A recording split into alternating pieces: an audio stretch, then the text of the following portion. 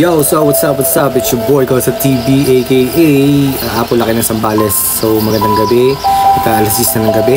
And Sunday 17, 2025. At ang topic natin today is may mga mental health issue.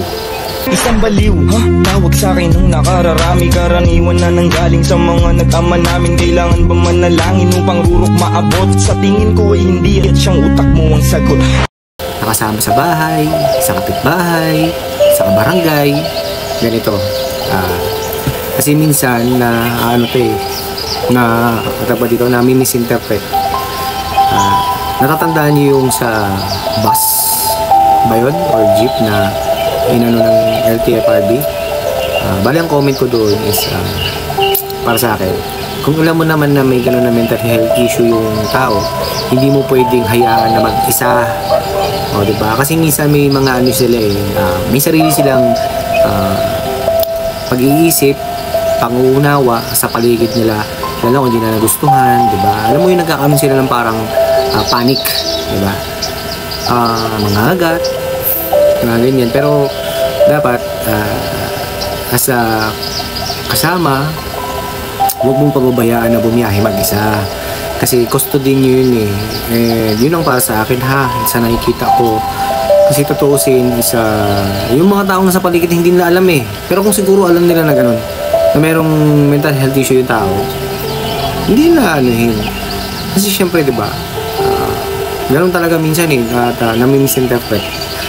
Pero halimbawa sa isang may kapitbahay ka na gano'n, tapos nakikita ng ibang bata, mas maganda kausapin nyo yung mga anak nyo, huwag nilang tatawanan, intindihin nila kasi may sarili talagang nature yan.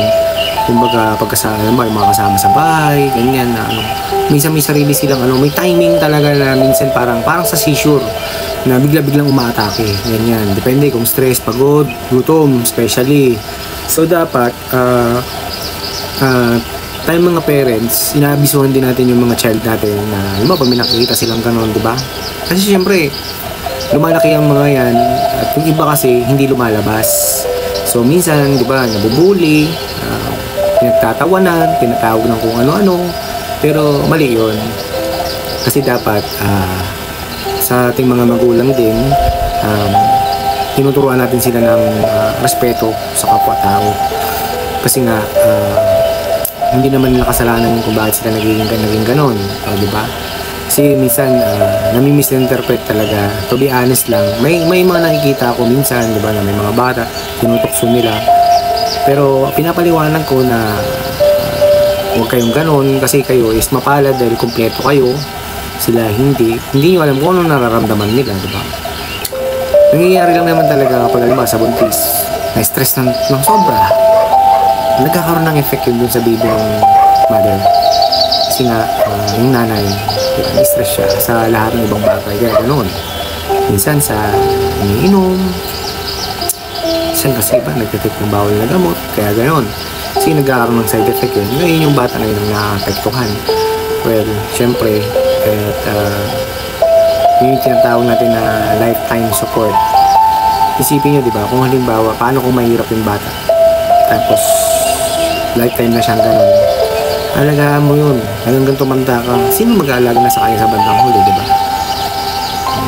Wala naman tayo sigurong ng parang government na ganun na taking care sa mga ganun na halimbawa yung ulila, maulila na, diba? Wala yata parang wala.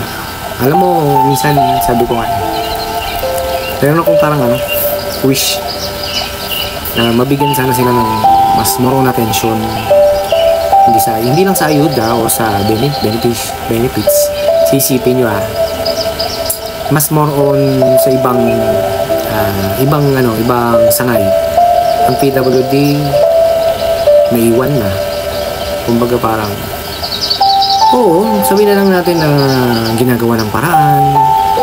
Pero isipin nyo every time na kailan pa dumating ang eleksyon, hindi nababanggit ang PWD. Never. Ang PWD, baka ma-misinterpret na naman, is a person with disability. So sana merong mag-stand out at merong tumayo na para mas lalo mapokusan ang ng PWD, lalo na sa mental health issues. Diba? Kasi kung ako, sabihin na lang natin, sa San Narciso, Vice President ako ng Federation.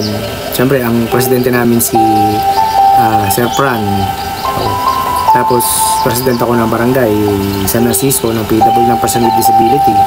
So, kulang. Wala kaming, kumbaga kulang yung boses namin. Kasi siyempre kahit sabihin naman natin na wala kami sa gobyerno wala kaming katungkulan na parang magsilbi, garang ganyan na sat yung kasi syempre ang namin isip, pagsisilbi namin sa mga PWD na mga kasama namin isa not natural yun, diba? Pero yung sabihin mo na sahuran ka ng government, no,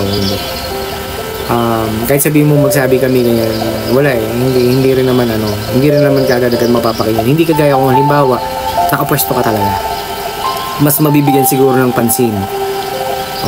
Kasi talagang naiwan ng person with disability dito sa Pilipinas.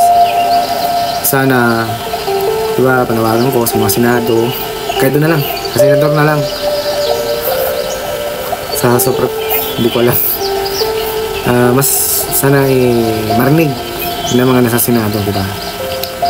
It's not about sa hiling or pero I wish sana is mas mabigyan lalo ng focus at pansin. Kahit kasi sabihin mo, kahit maraming batas ang ginawa para sa PWD, kulang talaga. Kaya dapat sana magkaroon ng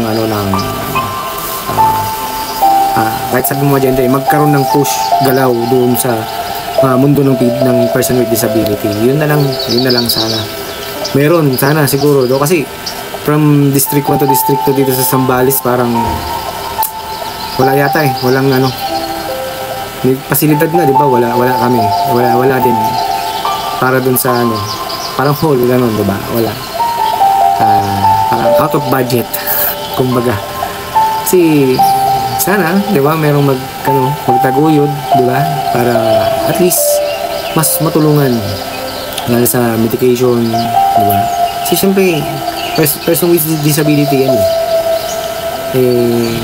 sana kaya sa mga susunod ng presidente mapukusan, di ba? Kasi talaga hindi ako naniniwala basta-basta sa mga ibang organisasyon nang walang pinapakita talaga ng katibayan na pagtulong. Kasi mas more on akong sasama kapag alam ko na mas nakakatulong siya para dun sa person with disability. And I hope sana, di ba, sa mga mababatas natin dito sa Zambales may tumayo, sana marinig, di ba? Kasi wala namang masama so sana kung nakakita kayo ng mga person with disability sa daan, kung pagtawanan, tulungan, and sana mas mabigyan ng pansin, di ba? Kasi mas kailangan kaysa sa mga iba-ibang punto. Ang laki ng punto ng Pilipinas, di ba, napupunta lang sa wala, di ba? Pero syempre sila yan kahit naman anong nakak natin, anong reklamo natin, di ba, hindi naman tayo pinapakinggan. Sana may tumayo talaga, di ba? And nandito na lang, magandang gabi. Ako pala si Apo Laki, aka Kosa TV. And then sa next ulit meron naman lang ibang pag-uusapan. Sabi ko let's talk about person with disability para at least may knowledge yung iba, alam nila. Isa, magandang gabi.